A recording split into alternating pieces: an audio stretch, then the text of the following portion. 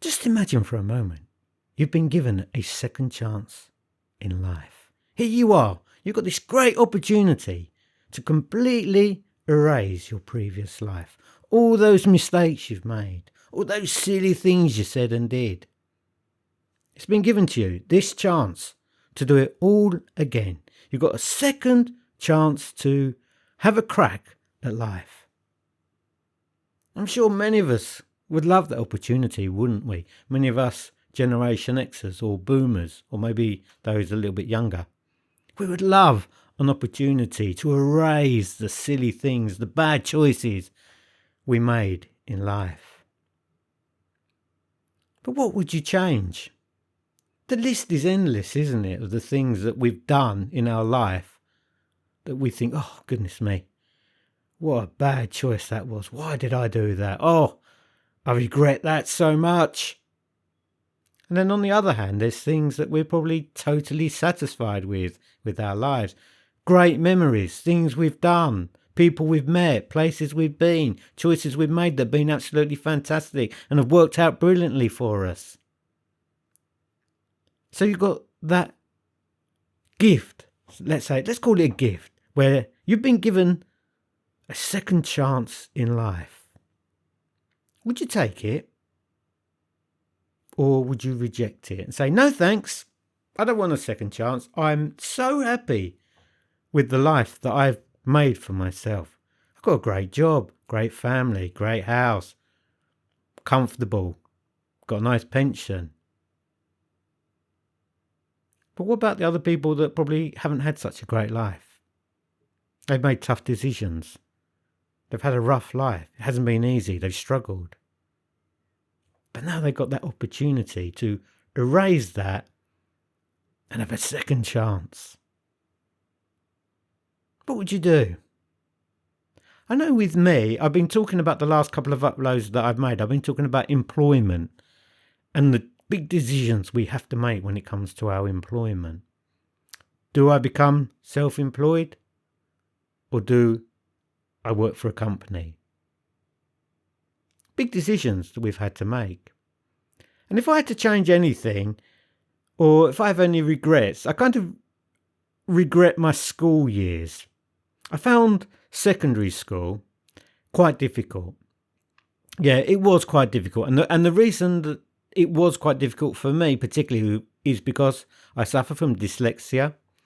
You probably notice when I do uploads, I say things back to front or mispronounce words.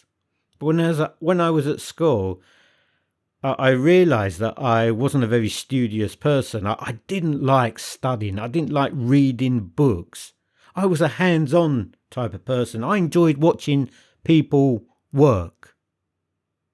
And that's how I learnt, by copying people, using my hands, experiencing the work, doing the work, not reading an instruction book or studying a history book or studying this or studying that.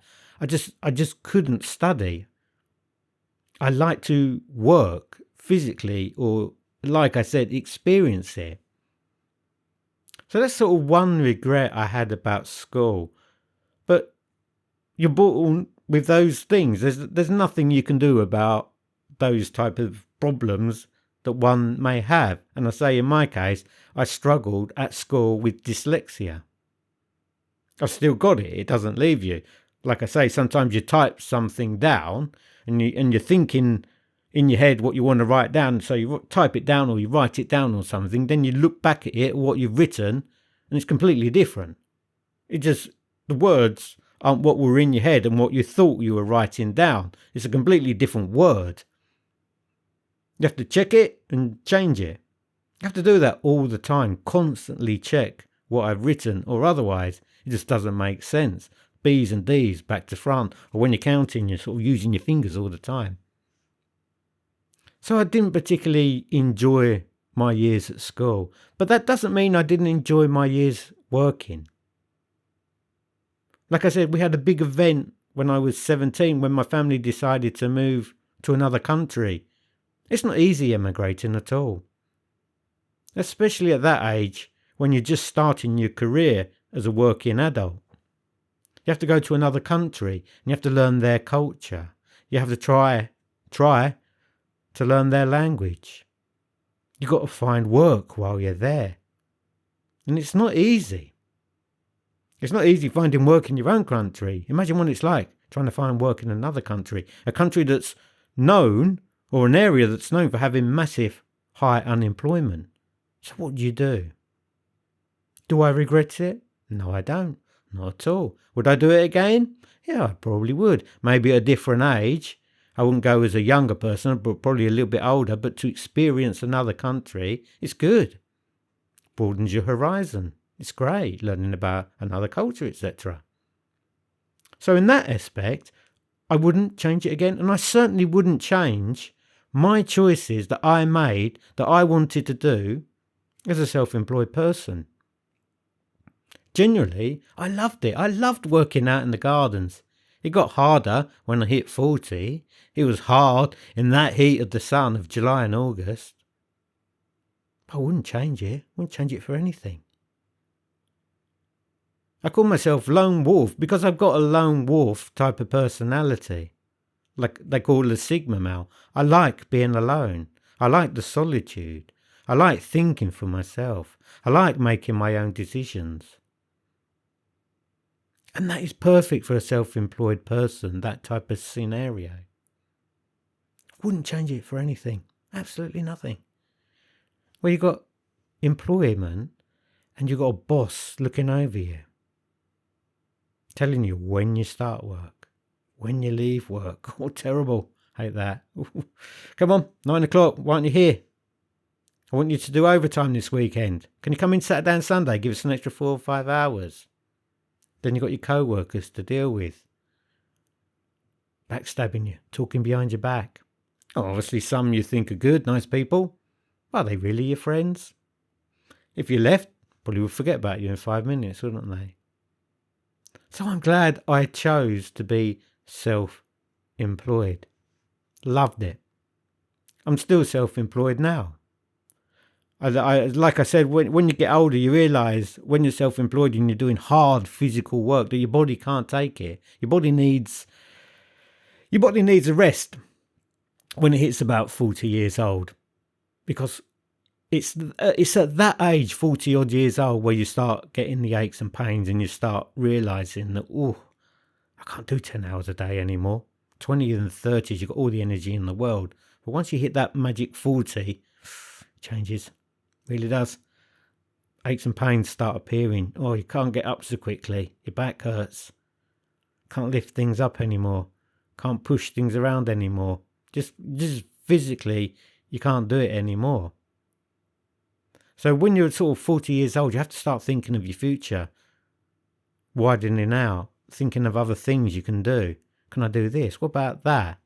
But always, even though I knew there was gonna come a time where I wouldn't be able to do gardening forever, I was planning what else I could do, and I had to make sure that whatever it was that I was going to do, I would have to be self-employed. And that's what I did. I remained self-employed. So while I was gardening, I opened a hi-fi business selling audio products, and I ran the two parallel to each other because I could no longer physically, once I hit 40, 45, I couldn't physically work so many hours a day. Then when I came back to England, I eventually came back to England because of various reasons I might go into a little bit later, but when I eventually came back to England and we went into lockdown, I was offered by this guy if I would like to help this company down the road, if I'd like to help them during the lockdown. They were obviously open at night time. So I went down there and helped them in the night shift. And I realised instantly that, goodness me, there's no way that I would ever want to be employed.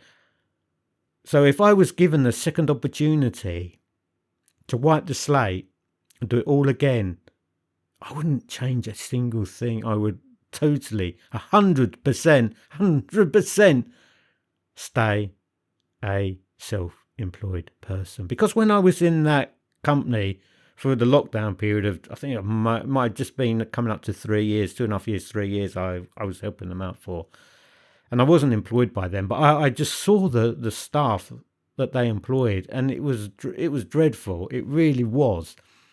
You were sort of given 20 minutes. So you work 10 hours a day and you're given a maximum of 20 minutes toilet time. You're literally watched by cameras all around the place. Now, I can understand why they had cameras there. Obviously, they didn't want things stolen and they wanted to keep an eye on you, that you weren't standing around talking. But it's just horrible to be walking around and see these cameras absolutely everywhere monitoring you. And also you had this card. So every time you walked through one door into another door, you had to key in your card. So they knew exactly where you were at what time and how long you were in that zone for. When you arrived at work, you had to key in. When you left they come in at night. So when you left in the morning, you had to key out again. So absolutely everything you did was being monitored by the bosses, the directors of that company, or the managers were keeping an eye on you. It was horrible. I thought, no way could I work under such circumstances. Whereas if you wasn't reaching your goals, if you wasn't picking a certain amount of goods and packing a certain amount of goods, they wanted to know why, and you get called into their office. So there's always this sort of threat overhanging you. And I just didn't like the whole ambience of this place. Everyone was miserable. It wasn't a happy group of people that were working there. Nice people, great people. But my goodness, did I feel sorry for them. I just don't know how you can work being monitored so much. So if someone, by a miracle, said, "Here, Adam, have another go at your life. You got a chance to change the choices, the decisions you made. Here it is, it's yours, take it." I'd say, no, I'm fine, thanks. I'm a comfortable man. I'm a satisfied man at my age. I'm not rich, I'm not wealthy, but my goodness me, I'm satisfied. I'm satisfied with the decisions I've done. I'm delighted with the work I chose. Loved it. I said on the previous uploads I made. Loved it. Loved working outside by yourself. Animals, birds, lovely flowers, grass, fresh air. No one bothering you. 10 hours a day, no one on your back. No one chatting about you behind your back. Wonderful. Brilliant. So yeah, some people make great choices. Some people make bad choices. Let me know in your comments, your life, your work. What would you change if you were given a second opportunity? What would you change? What would you do differently? Or are you the type of person that's satisfied like me? You're satisfied with your life. You're satisfied with what you've achieved. You can now take it easy. You've got a comfortable life. You've got a nice house, nice family. There's nothing more you want in life. But if you're the polar opposite of that and you've had a rough life and you've made bad choices or whatever, let me know. Tell me, what would you do differently? It's very interesting, isn't it? The choices that we make as a young person, how it affects us by the time we sort of hit 50 plus. So please let me know what choices you would change if you had the chance to do it all again. Thanks for watching, everybody. Take care. Have a great day, and I'll see you in the next upload. Thanks for watching now.